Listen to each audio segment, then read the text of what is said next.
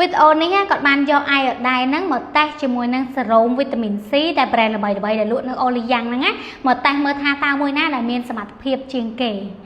ហើយតាមការវិសោធន៍របស់គាត់មានតែមួយនេះដែលប្រើជាពណ៌ថ្លាចុះផ្សេងទៀតហ្នឹងអត់មានវីតាមីន C មែនឬក៏ប្រើទៅយើងអត់ទទួលបានផលមែន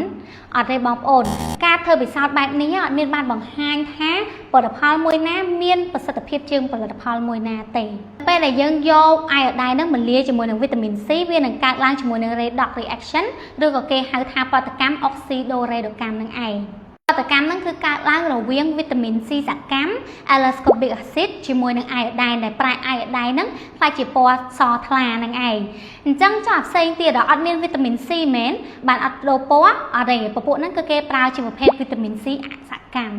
អញ្ចឹងសម្រាប់ពិសោធន៍ដែលបដូរពណ៌អាយ៉ូដៃទៅជាពណ៌ថ្លាហ្នឹងគឺវាអត់មានបង្ហាញថាផលិតផលមួយណាល្អជាងផលិតផលមួយណាទេ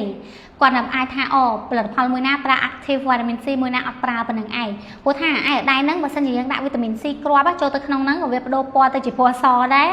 មើលវីដេអូខ្លួនឯងកាត់ហើយបាននឹកឃើញថាអត់បានបញ្ជាក់សម្រាប់ពពួក skin care មានវីតាមីន C នៅក្នុងហ្នឹងគឺគេមិនមែនប្រើតែពពួក L-ascorbic acid ពពួក active form មួយទេពពួក inactive ក៏គេប្រើដែរហើយពពួកហ្នឹងគឺទទួលបានផលដូចគ្នាបងប្អូនអាស្រ័យទៅលើរូបមន្តរបស់ផលិតផលមួយដូច Goodbye Dark Spot យើងនេះអញ្ចឹងគឺយើងប្រើជាមួយនឹងវីតាមីន C ពីរប្រភេទដែរតែជាប្រភេទអសកម្មឯណា